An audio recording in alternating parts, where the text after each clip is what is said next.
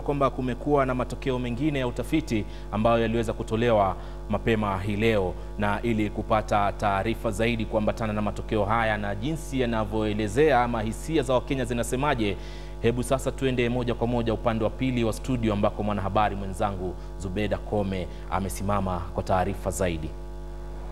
Naam, shukran sana Alimazu. Mtazamaji, ni kinyang'anyiro cha mwaka 2013 kwa taarifa za uhakika za siasa. Hebu sasa tuangazie matokeo ya kura ya maoni ambayo yalitolewa na shirika la Ipsos Synovate kwa ushirikiano na shirika ulipendalo la Standard Group. Tukianza na kaunti ya Kakamega, ni kwamba kwa upande wa miungano ya siasa, wenyeji wa kaunti hiyo wamesema muungano wa CORD ndio unaungwa mkono, ambapo kwa asilimia 50 ya wapiga kura kutoka kaunti hiyo wameunga mkono muungano wa CORD. Asilimia 35 ya wapiga kura wameunga mkono muungano wa Amani, huku muungano wa Jubilee ukipata asilimia 4 ya uungwaji mkono. Tukiangazia upande wa ugavana, tunaona kwamba Wycliffe Oparanya amepata uungwaji mkono kwa asilimia 42, huku Soita Shitanda akipata asilimia 27 ya uungwaji mkono. Paul Orlando naye amepata asilimia 8 ya uungwaji mkono. Hebu sasa tuangazie upande wa useneta, tuone hali iko vipi. Katika upande wa useneta tunaona kwamba Boni Khalwale amepata uungwaji mkono kwa asilimia 57, Cyrus Jirongo naye amepata uungwaji mkono kwa asilimia 17, huku Profesa Shanyisa Hasiani akipata uungwaji mkono kwa asilimia 6. Hebu sasa tuelekee katika kaunti ya Kisumu tuone hali ilivyokuwa. Tunaona kwamba muungano wa CORD umepata uungwaji mkono kwa asilimia 92 ya uungwaji mkono. Muungano wa Jubilee unaongozwa na Uhuru Kenyatta na umepata asilimia 2 ya uungwaji mkono, huku muungano unaongozwa na Musalia Mudavadi, muungano wa Amani, ukipata asilimia 1 ya uungwaji mkono. Tukiendelea na uchambuzi huu, tunaona kwamba kwa upande wa wagombea urais, tunaona kuwa Raila Odinga na makamu wa rais Kalonzo Musyoka katika muungano wa CORD wamepata uungwaji mkono kwa asilimia 92. Uhuru Kenyatta amepata asilimia 2 ya uungwaji mkono, huku mgombezi wa kiti cha urais kupitia muungano wa Eagle Peter Kenneth na akipata asilimia 2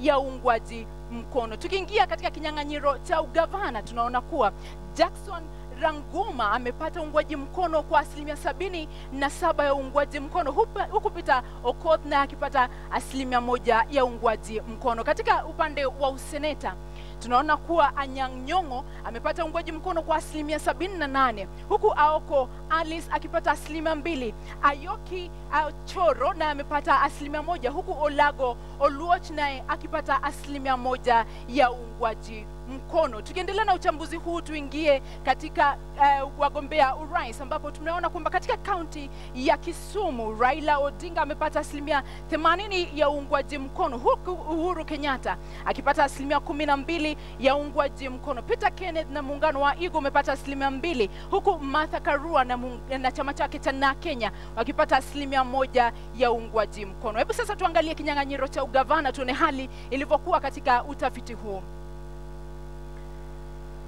Katika kinyang'anyiro cha ugavana katika kaunti ya Machakos, kunradhi, tunaona kwamba Johnston Muthama amepata asilimia 65 ya uungwaji mkono katika kinyang'anyiro cha useneta, huku Leonard Ndambuki na akipata asilimia 5 ya uungwaji mkono katika kinyang'anyiro hiki cha useneta. Tukiangalia katika kinyang'anyiro cha ugavana kaunti ya Machakos, Daktari Alfred Mutua aliyekuwa msemaji wa serikali amepata asilimia 60 ya uungwaji mkono, huku Wavinya Ndeti akipata asilimia 24 ya uungwaji mkono. Titus Ndundu amepata asilimia 1 ya uungwaji mkono, huku Titus Kibuya na akipata asilimia 1 ya uungwaji mkono. Naam, ni haya tu kwa sasa Alimanzu. Nilikuwa nafikiria kwamba nitaendelea kwa sababu Wakenya wana hamu ya kutaka kujua viongozi ambao wanapania labda kuwachagua katika uchaguzi mkuu wanaendelea vipi, labda katika kinyang'anyiro hiki cha mwaka 2013. Lakini kutoka kwangu sina la ziada.